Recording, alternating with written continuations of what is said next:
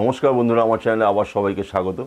আজ যে বিষয়ে আলোচনা করব সেটা হচ্ছে আমরা ক্যামেরা যেটা ডিএসএলআর ক্যামেরা বা মিররলেস ক্যামেরা যে ব্যবহার করি সেটা টোটালি যদি আমরা ম্যানুয়ালভাবে ইউজ করি, মানে এম মোডে ম্যানুয়ালভাবে যদি ইউজ করি, সেটা আমরা কিভাবে ব্যবহার করব।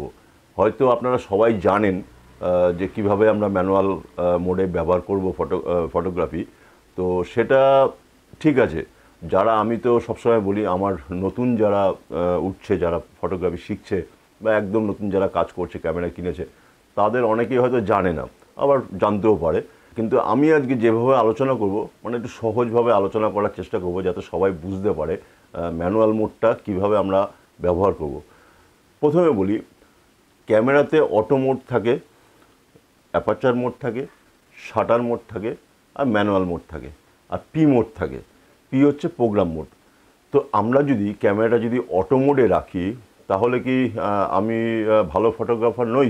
বা আমি যদি অ্যাপারচার প্রায়োরিটি মোডে রেখে যদি আমি কাজ করি, বা শাটার প্রায়োরিটি মোডে রেখে যদি আমি কাজ করি, সেক্ষেত্রে কি আমি ভালো ফটোগ্রাফার নই? সেটা কিন্তু নয়। এটা আমার ব্যক্তিগত মতামত। আমি কখন শাটার প্রায়োরিটি ইউজ করব, কখন অ্যাপারচার প্রায়োরিটি ইউজ করব, সেটা ডিপেন্ড করবে আমার কন্ডিশনের ওপর। কন্ডিশন মানে অনেক কিছু কন্ডিশন, লাইটের কন্ডিশন, আমার যে সাবজেক্টের কন্ডিশন, আমি কোথায় কাজ করছি, তার এরিয়াটা কি, সব কিছু ডিপেন্ড করে। তো আজকে আমি মূলত ফোকাস করব হচ্ছে ম্যানুয়াল মোডে কাজ করার। তো ম্যানুয়াল মোডে আমি, দেখুন, আমি যখন আমি ফিল্ম ক্যামেরার থেকে মানে ডিজিটালে যখন আমি কনভার্ট হলাম, আমার ফার্স্ট ক্যামেরা ডিজিটাল ছিল নিকন D60। তো D60 যখন আমি ক্যামেরাটা যখন আমি কিনি, সেটা কিন্তু ক্রপ বডি ছিল। তারপরে আবার D300 কিনলাম, তার থেকেও বেটার ক্যামেরা, সেটাও ক্রপ বডি কিন্তু অনেক বেটার ক্যামেরা। তো সেটাও অনেক বছর হয়ে গেছে। তারপরে ফুল ফ্রেমে আসলাম, D600 ফুল ফ্রেমে। তা এখন তো মিররলেসে অনেকগুলো মিররলেস হয়ে গেছে আমার, প্যানাসোনিকেরও আছে, নিকনেরও আছে। তো এই যে পরিবর্তন, এই পরিবর্তনটার মধ্যে আমি অনেক কিছু শিখেছি, অনেক কিছু। আমি যখন প্রথম জীবনে আমি ডিজিটালে যখন আমি কনভার্ট হলাম, তখন আমি মানে প্রথম প্রায় মাস 4-5 আমি প্রোগ্রাম মোডে আমি ছবি তুলতাম, ঠিক আছে, প্রোগ্রাম মোডে, পি মোডে। তো প্রোগ্রাম মোডে আমি ছবি তুলে দেখেছি, আমার মোটামুটি খারাপ আসতো না, কিন্তু কিছু কিছু ক্ষেত্রে খারাপ চলে আসতো। সেটা কিভাবে? সেটা হচ্ছে খারাপ, মানে আমি এইটাই বলতে চাইছি, প্রোগ্রাম মোডে তুললে একটা কতগুলো ব্যাপার হয়। শাটারটা অনেক সময় দেখবেন 30 বা 40 স্পিড চলে আসে, বা 20 এরকমও স্পিড চলে আসে। তখন আপনি কাজ করতে করতে ওইটা আপনি হয়তো খেয়ালই করবেন না, তখন দেখবেন ছবিটা একটু শেকি মতন চলে আসে, যেটা আমি আগের এপিসোডে অনেক সময় বলেছি। তো এই যে প্রোগ্রাম মোডে আবার দেখবেন লাইট যদি ঠিকঠাক থাকে, তখন দেখবেন মোটামুটি ভালো ছবি আসে। আমি মোটামুটি 3-4 মাস তখন আমি বুঝে উঠতে পারিনি। তো যার ফলে এটা সবার ক্ষেত্রেই হয়তো হয়েছে। তো আর যখন ফিল্ম ক্যামেরা চালিয়েছি, তখন তো পুরো টোটালটাই ম্যানুয়াল ছিল, ম্যানুয়াল আলাদা জিনিস, ম্যানুয়াল চলেছি। কিন্তু ডিজিটালে যখন কনভার্ট, একটু কনফিউশন আমার মধ্যেও ছিল। এটা আস্তে আস্তে কেটে যায়, মানে আমার যেমন এখন আর কোনো অসুবিধা হয় না। তো সবার ক্ষেত্রেই তাই। আস্তে আস্তে যত কাজ করবেন, যত প্র্যাকটিস করবেন, তত আস্তে আস্তে আপনারা এই ভয়ের যে ব্যাপারটা, সেটা কেটে যায়। তখন অটোমেটিক দেখবেন ম্যানুয়াল দিকেই আসতে শুরু করবেন, ম্যানুয়াল মোডে তোলার জন্য। তো প্রোগ্রাম মোডে কতগুলো সুবিধাও আছে, আবার অসুবিধাও আছে। ধরুন এমন একটা কাজে গেছেন, সেখানে আপনার কোনো মানে অ্যাডজাস্ট করার, শাটার স্পিড কত দেবেন, অ্যাপারচার কত দেবেন, আপনার আইএসও কত রাখবেন, বোঝার সময় আপনি মানে পাবেন না করার।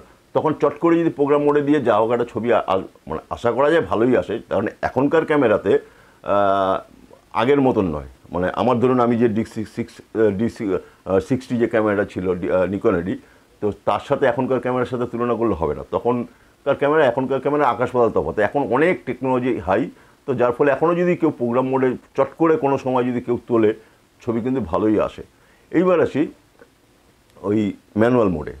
ম্যানুয়াল মোডে যখনই তুলবেন ছবি, তার একটা মজা আলাদা হয়। ম্যানুয়াল মোডে মজাটা কি? ক্যামেরাটা টোটাল আপনার কথা মতন ও কাজ করবে। মানে আমি যা ওকে কমেন্টস দেবো বা আমি যা ওকে বলবো, ঠিক সেইভাবেই ও কাজ করবে। মানে আমি কি চাই, আমার লাইট কন্ডিশনটা কীরকম, কতটা ক্রিয়েটিভ যে ব্যাপারটা, ক্রিয়েটিভটা করতে গেলে পরে ম্যানুয়াল মোডটা দরকার। কিন্তু আপনি যদি অ্যাপারচার মোডে গিয়ে বা শাটার মোডে গিয়ে ক্রিয়েটিভটা অতটা আপনি পাবেন না। কিন্তু আমি শাটার প্রায়োরিটি মোডটা, যেমন আমি আগেও একটা এপিসোডে আমি বলেছি, সেটা আপনারা দেখতে পারেন। শাটার প্রায়োরিটি মোডে কিন্তু ছবি তুলে একটা মজা আলাদা, আর অ্যাপারচার প্রায়োরিটিটা কিন্তু আমি মানে কী বলবো, আমি পছন্দ করি না। আমার ব্যক্তিগত মতামত, অনেকের ভালো লাগতেও পারে। অ্যাপারচার প্রায়োরিটি আমি পছন্দ করি না এই কারণে, ধরুন আমি অ্যাপারচারটা আমি 5.6 রেখেছি, ঠিক আছে, বাট 7.8 বা 8 আমি যাই রাখি, তখন ক্যামেরা কি করবে, ওই শাটারটাকে হয় কমিয়ে দেবে নাহলে বাড়িয়ে দেবে। এবার বাড়িয়ে দিলে ধরুন আমরা আইএসও যদি ফিক্স থাকে, তখন আমার আন্ডার হয়ে যাওয়ার হলেও মানে একটু চান্স থাকে, মানে হয় না, যেহেতু অ্যাপারচার প্রায়োরিটি দিয়েছে ও সেইভাবেই আপনার শাটার স্পিডটা অ্যাডজাস্ট করবে। আইএসও যদি ফিক্স থাকে তো সেক্ষেত্রে একটু আন্ডার হলেও হতে পারে। আবার অনেক সময় লাইট কন্ডিশনের ওপর শাটার স্পিডটা অনেকটাই লো করে, তখনই কিন্তু ওই শেকি ব্যাপারটা চলে আসে, মানে একটা ব্লার একটা ইমেজ চলে আসে। তো সেই কারণে আমি অ্যাপারচার মোডটা আমি পছন্দ করি না, আমি শাটার প্রায়োরিটি মোডটা পছন্দ করি। কারণ আমি যদি শাটারটাকে ফিক্সড করে দিই, মানে ধরুন আমি 100 একটা শাটার স্পিড একটা রেখে দেবো, মানে যাই ছবি তুলে একটা 100-এর মধ্যে রেখে দেবো। 100 যদি রাখা যায়, আমার যখন আমি টিকারটা ক্লিক করব, তখন কিন্তু ওই শেকিনেসটা অনেকটাই কমে যাবে। তাহলে এবার আসি ম্যানুয়াল মোডে। তো ম্যানুয়াল মোড আমরা যখন ব্যবহার করব, বা আমি যখন ব্যবহার করি, আমার ব্যক্তিগতভাবে বলছি, আমি যখন ব্যবহার করি, প্রথমে আমি যেটা 3টে তো আমাদের জিনিস আছে, জিনিস বলতে অ্যাপারচার, শাটার স্পিড, আইএসও, এই যে ট্রাইঅ্যাঙ্গেল, এর 3টের মধ্যে আমি যেটা প্রায়োরিটি দেই সেটা হচ্ছে শাটার। আমি যখনই ম্যানুয়ালে ছবি তুলি, আগে আমি শাটারটাকে আমি মানে ফিক্সড করি যে আমি কত শাটারে ছবি তুলব, আমার সাবজেক্ট কী। আমি তো যখন ছবি তুলতে যাচ্ছি তখন তো আমি বুঝতে পারছি যে আমার আজকে বিয়েবাড়ি কাজ, না স্টেজের প্রোগ্রাম, না আমার কি বলবো রাস্তার কিছু শট নেব, মানে মুভমেন্ট বেশি, সেই বুঝে আমাকে শাটারটা আমাকে ঠিক করতে হয়। আপনারা এটা বুঝতে পারবেন যে বিয়েবাড়ি একটা মোটামুটি যদি কাজ হয়, ধরুন আমি বিয়ের পোর্ট্রেট ছবি তুলছি, তখন তো ব্রাইড বা গ্রুম যেই থাক বা গ্রুপ ছবি যখন তুলবেন, তারা তো মুভমেন্ট করবে না। যদি আপনি ক্যান্ডিড যদি না নেন, আপনি নর্মাল পোর্ট্রেট নেবেন, তখন আমি বুঝতেই পারছি আমার সাবজেক্ট ফিক্সড, ব্যাকগ্রাউন্ডও ফিক্সড। তো সেক্ষেত্রে আমি শাটারটাকে অতটা হাই করব না, মানে হাইয়ের দিকে যাব না। তখন আমি শাটারটা ধরুন আমি যদি এবার অনেকগুলো ব্যাপার আছে, লেন্স যদি আমি 85 যদি আমি ব্যবহার করি, 85 mm, সেক্ষেত্রে আমার 125-এর ওপরে শাটার স্পিডটা দিলে ভালো হয়। 125-এর নিচে না দেওয়াই ভালো। লেন্সের ওপরেও কিন্তু অনেকটা, মানে ফোকাল লেন্স যা হবে তার ডবল শাটার স্পিডটা দিলে ভালো হয়। তো সেটাই বলছি, আমি 85-এর জায়গায় 8×16 160 180 যদি শাটার স্পিড দিই তাহলে ঠিক আছে, কোনো অসুবিধা নেই। কিন্তু আপনি 125ও তুলতে পারবেন, কিন্তু তার নিচে না নামাই ভালো। এবার আপনারা যদি মনে হয় না আমার লাইট কন্ডিশনটা অনেকটাই কম, সেক্ষেত্রে আপনি নামতে পারেন, 100-ও নামতে পারেন। কিন্তু টোটাল একদম মানে ফোকাস এত পারফেক্ট এবং একটু শেকি হবে না, সেরকম যদি ছবি চান, সেক্ষেত্রে শাটার স্পিডটা মেনটেন করাটা আমার মনে হয় দরকার। তো শাটারের যে শাটারের কাজটা সবাই জানেন, তবু একটু বলি। শাটারের কাজটা কি? শাটার হচ্ছে আমার এই যে গেটটা আমি কত দেরিতে ফেলবো, কত ফাস্ট ফেলবো। তো এই যে দেরিতে ফেলা এবং ফাস্ট ফেলা, এইটাই হচ্ছে শাটারের কাজ। তো দেরিতে ফেলা, যদি আমি স্লো শাটার যেটা বলে, স্লো শাটার যখন আমি ব্যবহার করব, তার মানে আমার গেটটা অনেকটা সময় নিয়ে পড়ছে। তো যখনই অনেকটা সময় নিয়ে পড়ছে, লাইটটা বেশি ঢুকছে। আর যখন গেটটা বন্ধ হচ্ছে, তখন আমার লাইটটা অনেক কম আসছে। তো এই যে লাইট বেশি ঢুকছে এবং লাইট কম ঢুকছে, সেটাকে যদি আমি ব্যালেন্স করতে হয়, সেটা আমি কি দিয়ে ব্যালেন্স করব? মানে ব্যালেন্স মানে কি, আপনার লাইট যেটা কন্ডিশন সেই হিসাবে তো আপনি শাটার স্পিডটা দেবেন। এবার শাটার স্পিডের সাথে সাথে অ্যাপারচারটা, এবার 3টে যখন আমি টোটাল কম্বাইন করব, তখন একটা আলাদা কি বলবো, মানে এক্সপোজার পাবো। ঠিক আছে, অ্যাপারচার কিন্তু আলাদা, এক্সপোজার কিন্তু আলাদা, মানে তিনটে যখন কম্বাইন করব তখন আমি প্রপার এক্সপোজারটা পাবো। তাহলে শাটার স্পিড যদি আমি ধরুন আমি 100-এ রাখলাম, ঠিক আছে, এবার যদি আমি আমি একটু আমার ছবি আমার দরকার, একটু মোশন ব্লার দরকার, সেক্ষেত্রে আমি স্লো শাটার স্পিডটা যদি আমি ব্যবহার করি, সেক্ষেত্রে আমি ওই রকম এফেক্ট পেতে পারি। কিন্তু নর্মাল ক্ষেত্রে যদি আমি এমনি নর্মাল ছবি হবে কিন্তু একদম ক্লিয়ার ক্রিস্টাল ছবি হবে, সেই ক্ষেত্রে বলছি, ধরুন আপনি 100 শাটার স্পিড রাখলেন। এবার অ্যাপারচারের কাজটা কি? অ্যাপারচারের কাজটা হচ্ছে আমার ছবির যে ডেপথ, সেই ডেপথটাকে ক্রিয়েট করে কিন্তু অ্যাপারচার, ঠিক আছে। মানে আমি shallow depth of field create করব না greater depth of field create করব, সেটা ডিপেন্ড করে কি অ্যাপারচারের উপর, লেন্সের উপরে করে। সেটা আরও অন্যান্য আমি এপিসোডে আমি বলেছি, সেটা আপনারা ইচ্ছা করে দেখে নিতে পারেন। কিন্তু অ্যাপারচার আমি টোটাল আমার যা ছবিটা আসবে তার ডেপথটা নির্ভর করে অ্যাপারচারের উপর। যদি আমি অ্যাপারচারটা ওয়াইড অ্যাপারচার রাখি, মানে 2.8 বা 1.8 যদি এরকম অ্যাপারচার রাখি, সেক্ষেত্রে আপনার এমনও হতে পারে যে শাটার স্পিডটা একটু বাড়াতে হতে পারে। যেহেতু 2.8-এ যখন আপনি কাজ করবেন বা 1.8-এ যখন কাজ করবেন, তখন যে শ্যালো ডেপথ অফ ফিল্ডটা হয়, মানে পেছনের ব্যাকগ্রাউন্ডটা যেটা অনেকটাই বুকে চলে আসে, বা ফোরগ্রাউন্ডের যেটা সেটাও অনেকটা বুকে চলে আসবে, তখন কিন্তু আপনার যদি আপনি 1.8 বা 2.8 অ্যাপারচার রেখেছেন, শাটার স্পিডটা যদি 100 রাখেন, অনেক সময় ধরুন আইএসও আপনি রেখেছেন 800, সেক্ষেত্রে আমার তখন মনে হবে, হয়তো হতে পারে যে আপনার লাইটটা অনেক বেশি আসছে। তখন কি করতে হবে? তখন শাটার স্পিডটা কিন্তু একটু বাড়িয়ে দিতে হবে, মানে 100 যেটা রেখেছিলাম সেটা বাড়িয়ে দিতে হবে, ঠিক আছে। মানে এখন যে আমার ছবিটা দেখছেন, দেখুন আমার সামনের যে একটা ফ্লাওয়ার ভাস রয়েছে, সেটা কিন্তু আমার টোটালটাই ডিফোকাস, এবং ব্যাকগ্রাউন্ডটা অল্প ডিফোকাস, কিন্তু ফোরগ্রাউন্ডটা আমার বেশি ডিফোকাস। তো এই আমি এখন যেহেতু 1.8-এ কাজ করছি, এই যে ব্যাপারটা, তো স্টিলের ক্ষেত্রেও কিন্তু আমি স্টিলের যেহেতু বলছি, ভিডিওর ক্ষেত্রেও একই ব্যাপার, আমি যেহেতু ভিডিওটা আপনাদের সামনে দেখাচ্ছি। তো এই যে শাটার স্পিডটা আমি কখন বাড়াবো কখন কমাবো ডিপেন্ড করবে অ্যাপারচারের উপরও কিন্তু। আর মানে অনেকগুলো জিনিসের উপরেই ডিপেন্ড করতে হয়। মানে যদি আমি ফার্স্ট সাবজেক্ট যদি আমি ক্যাপচার করতে যাই, তখন শাটার স্পিড আমাকে বাড়াতেই হবে, ফার্স্ট সাবজেক্ট যদি হয়। ধরুন আপনি কি বলবো, একটা বাইক, রাস্তা দিয়ে বাইকটা যাচ্ছে বা একটা গাড়ি যাচ্ছে, তখন আমাকে শাটার স্পিডটা যদি আমি মানে ফ্রিজ যদি আর একটা ফ্রেম যদি আমি ফ্রিজ করতে যাই, তখন কিন্তু আমাকে শাটার স্পিডটা বাড়াতে হবে। এবার না, বাইকটা যাচ্ছে, আমি একটা মোশন ব্লার করতে চাই, সেক্ষেত্রে আমাকে স্লো শাটারও কাজ করতে পারে। এটা ডিপেন্ড করবে আপনার কি ছবি চাইছেন তার উপরে। এইবার আসি আইএসওটা আমি কিভাবে ব্যবহার করব।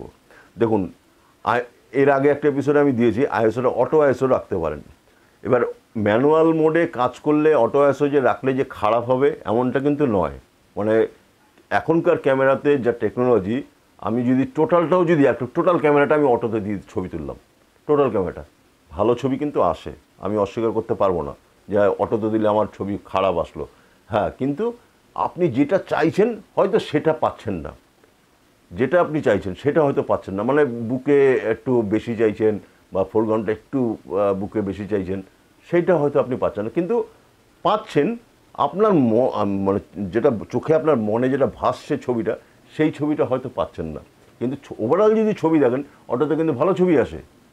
তো সেটা না করে ম্যানুয়াল যখন করবেন, আমি আমার মন মতন আমি ছবিটা তুলতে পারবো। তো এই যে আইএসওটা কি করব, অ্যাপারচার এবং শাটার স্পিড এই দুটোকে ব্যালেন্স করার, যেটা আমি আগে যেটা বলতে চাইছিলাম সেটা এখন আসছি।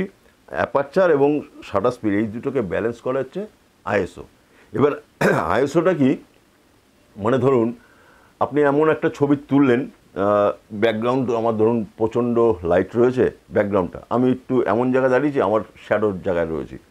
তো সেক্ষেত্রে আমি যখন ছবি তুলব, মানে ধরুন স্টিল ছবি তুলব, তখন কিন্তু যেহেতু ব্যাকগ্রাউন্ড হাই, তা আমি যদি অটোতে দিই ক্যামেরাটা, তখন কিন্তু আমার ফেসটা কিন্তু আন্ডার হয়ে যাবে। তখন অটোতে দিলে ও ব্যাকগ্রাউন্ডটাকেই কিন্তু অ্যাপারচার নেবে, ব্যাকগ্রাউন্ডে কী লাইট আছে সেই হিসাবে ও অ্যাপারচারটা নেবে। কিন্তু আমি যদি ম্যানুয়াল তুলি, আমি ফেসটাকে আমি পারফেক্ট অ্যাপারচার যেটা খাবে সেটা যদি আমি করি তখন কিন্তু আমার ব্যাকগ্রাউন্ডটা আমার জ্বলে যাবে, এটা ফ্যাক্ট। কিন্তু এই অনেকেই এটা করে না, মানে ধরুন আমার লাইটটা আমি এখন কমে আছি, আমার ব্যাকগ্রাউন্ড লাইটটা একটু বেশি আছে, তখন কিন্তু আমি আমার ব্যক্তিগত যেটা আমি করি ভিডিওর ক্ষেত্রে এবং স্টিলের ক্ষেত্রে, আমার ফেস অ্যাপারচার কত খাচ্ছে সেইটাই দেবো, ব্যাকগ্রাউন্ডটা কিন্তু আমি দেখবো না। তখন আমি ব্যাকগ্রাউন্ডটা আমার জ্বলে গেলে জ্বলে যাবে, আন্ডার হলে আন্ডার হবে, জ্বলে যাবে ছবিটা। মানে আমি বিভিন্ন রকম দুরকমই বলছি, মানে সাবজেক্ট আমার ফেস যদি আমার পারফেক্ট ফোকাস থাকে, পারফেক্ট যদি আমি অ্যাপারচারটা পাই, সেটাই আমি দেবো। ব্যাকগ্রাউন্ড কী হলো আমার দেখার দরকার নেই। তো এই যে ব্যাপারটা, তখন আপনার ম্যানুয়াল মোডেই কিন্তু এটা করতে পারবেন। অটোতে দিলে কিন্তু আপনি ওই দুটোকে ব্যালেন্স করতে পারবেন না। অটোতে দিলে যেটা হাইলাইট থাকবে তার অ্যাপারচারটাই নেবে, মানে ফেসের অ্যাপারচারটা নেবে না। তো এইখানেই হচ্ছে তফাৎ হয়ে যায়। তো আইএসওটা কী করে, এবার ধরুন অনেকের মধ্যে এটা ধারণা আছে যে লো আইএসওতে কাজ করলে ছবি খুব ভালো আসে, ঠিক আছে, মানে 100 আইএসও, 200, 400, 800 যদি এরকম আইএসও রাখি তাহলে ছবি হয়তো ভালো আসে। ভালো নিশ্চয়ই আসে, নিশ্চয়ই ভালো আসে, লো আইএসওতে কাজ করাটাই উচিত। কিন্তু টেকনোলজি পাল্টাচ্ছে, বারে বারে যেটা বলছি, টেকনোলজি কিন্তু পাল্টাচ্ছে। তো ওই ধরুন আমার যে এখন যে ক্যামেরাটা ইউজ করছি, এটা যদি আমি 6400-ও যদি আমি আইএসও নিয়ে যাই, সে ভিডিও বা স্টিল কোনো ব্যাপারই না, একদম বিন্দুমাত্র নয়েজ আসবে না।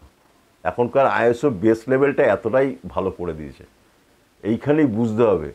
ধরুন এখন নতুন যে ক্যামেরাটা এসছে নিকনের Z5-2 যে মডেলটা, Z5-2 মডেলটার ক্ষেত্রে ভালো দিকও আছে, খারাপ দিকও। আমি আগেও এপিসোডে একটা বলেছিলাম, তো জাস্ট একটা উদাহরণ দিচ্ছি। Z5-2টা বেস আইএসও করেছে 800। এবার আপনি এন লগে যদি আপনি ভিডিও তোলেন, আমি বলছি যদি এন লগে যদি Z5-2তে যদি ভিডিও তোলেন, দেখবেন আপনি 2.8-এ আপনি কাজই করতে পারবেন না, আপনার সব জ্বলে যাবে। 2.8-এ কাজই করতে পারবেন না। আইএসও ধরুন আপনার বেস আইএসও হচ্ছে 800 রেখেছে, আপনি মানে 2.8-এ যখন আপনি কাজ করবেন, এনডি ফিল্টার আপনাকে মাস্ট লাগাতে হবে Z5-2-তে। ভিডিওতে তো আপনি শাটার বেশি বাড়াতে পারবেন না, সেক্ষেত্রে আপনাকে কিন্তু ওই পার্টিকুলার ওই ক্যামেরাতে আপনারা দেখবেন আউটডোর শ্যুট করতে গেলে পরে মেনলি একটু সমস্যা হবে। যদি এনডি ফিল্টার লাগান কোনো সমস্যা নেই, আপনার ঠিক হয়ে যাবে। তো সেটাই বলছি, আইএসওর বেস আইএসওটা যদি ভালো হয় তখন কিন্তু তার রেজাল্ট অনেক বেটার আসে। তো ম্যানুয়াল ক্ষেত্রে যখন আমি ব্যবহার করব, আমি জানি আমার এই ক্যামেরাটাতে যদি আমি এত পর্যন্ত, মানে ধরুন আমি আপ টু এই পর্যন্ত আমি যদি আইএসও তুলি, আমি জানি আমার কাছে কোনো নয়েজ আসবে না, তখন আমি আইএসও তুলবো না কেন? আইএসও তুলবো। আমি যদি লো লাইটে কাজ করি, যখন আমি লো লাইটে যখন কাজ করবো, মানে আমি ফ্ল্যাশ ব্যবহার করব না, মানে জেনারেল যে লাইট রয়েছে, ন্যাচারাল যে লাইট, সেই লাইটে আমি কাজ করব, তখন আমি ন্যাচারাল লাইটের ছবি কিন্তু আলাদা হয়। আর যখন আমি ফ্ল্যাশ ইউজ করব বা এমনি এক্সটার্নাল যখন আমি কোনো লাইট ইউজ করব, তার ছবি কিন্তু আলাদা হয়। ন্যাচারাল তার লুকিংটাই আলাদা হয়। সেক্ষেত্রে আমি আইএসওর উপর ডিপেন্ড করতেই হবে আমাকে। তো আইএসওটা যদি তখন আমি বাড়াই, মানে আগের সঙ্গে আপনারা ভাববেন না যে আইএসও বাড়ালে ছবি খারাপ হয়ে যায়, কিন্তু চেষ্টা করতে হবে আমাদের যতটা, মানে অ্যাপারচার এবং শাটার স্পিড রেখে অ্যাপারচার ঠিকঠাক যদি করার পর আইএসওটা যদি আমি ঠিকভাবে অ্যাডজাস্ট করতে পারি, তাহলে কিন্তু ম্যানুয়াল মানে মোডে যখন আপনি ছবি তুলবেন বা ভিডিও তুলবেন, অনেক বেটার রেজাল্ট আসে। এটা কিন্তু একটা বাস্তব।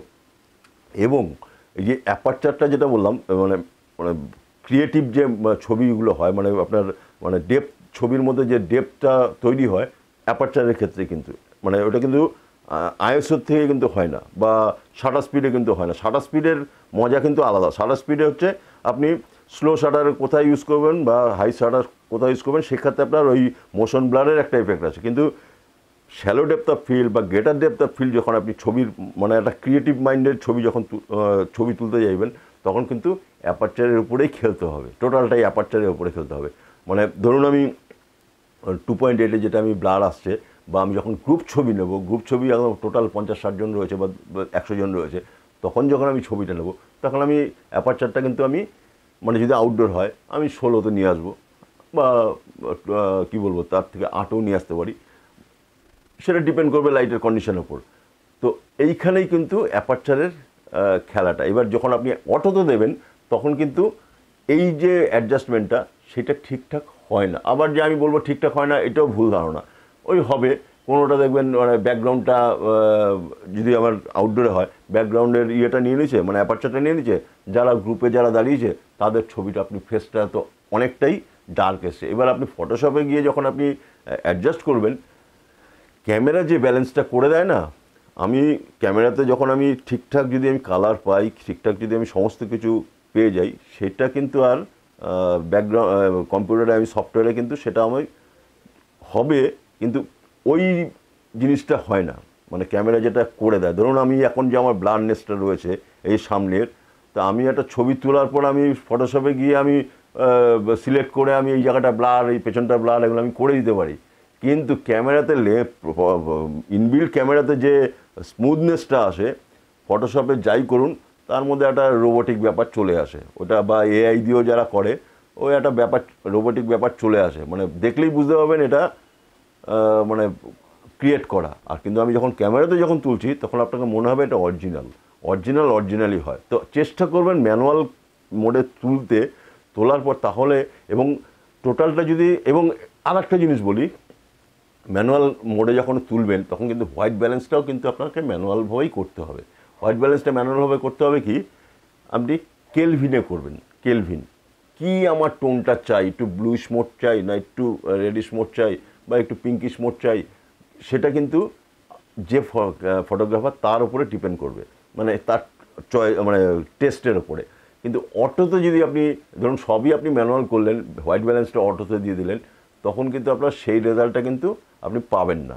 কিন্তু আপনি ম্যানুয়াল মোডে যদি আপনি কেলভিনে যখন হোয়াইট ব্যালেন্সটা করবেন, তখন কিন্তু মানে হোয়াইট ব্যালেন্স নিয়ে আমি একটা পরে ভালো একটা এপিসোড করে দেবো, আগেও আমি করেছি, আবার একটা এপিসোড করে দেবো, সেটা আমি ডিটেলসে হয়তো আলোচনা করবো। আজকে ছোট্ট আরেকটু অল্প করে বলি, আমরা মূলত হোয়াইট ব্যালেন্স দুটো কালার টেম্পারেচার আপনার ব্যবহার করি। একটা হচ্ছে 3200 আর একটা হচ্ছে 5600। 5600 হচ্ছে আউটডোর, আর ইনডোরে যখন আমি মানে আগেরকার দিনে যে বাল্বগুলো ব্যবহার হতো সেই বাল্বগুলো কিন্তু 3200 কালার টেম্পারেচার। এই দুটো কালার টেম্পারেচার মূলত আমরা ব্যবহার করি। এইবার তার মানে কি আর কোনো কালার টেম্পারেচার নেই? এই যে 3200 নিচেও আছে, 5600 ওপরেও আছে, মাঝখানেও আছে, কিন্তু আমরা দুটো এইভাবেই হিসাব করা হয়, 3200 এবং 5600। এবার 4800 আমি দিতে পারি। এবার ওই 5600 যেটা আউটডোরে যখন ছবি তুলবো, মানে ডে লাইটে, মানে বা হোয়াইট লাইট যদি আমি ব্যবহার করি, তখন আমাকে হোয়াইট ব্যালেন্সটা ওই 5600 আগে একটু কমাতেও হতে পারে, বাড়াতেও হতে পারে। আবার যখন আমি টাংস্টান লাইট যখন আমি ব্যবহার করব, তখন কিন্তু আমি 3200 জায়গায় 2800 দিতে পারি আমি, বা 3000ও দিতে পারি, বা 3300 হতে পারে। আবার যখন আমি সানসেট বা সানরাইজের যখন আমি ছবি তুলব, তখন কিন্তু আমার কালার টেম্পারেচার সম্পূর্ণ আলাদা। তো সেই সময় কিন্তু আবার কালার টেম্পারেচার চেঞ্জ করতে হবে। এই হোয়াইট ব্যালেন্সের উপর আরও ডিটেলসে প্র্যাকটিক্যাল করে আপনাদের দেখাবো, সেটা মজা হবে।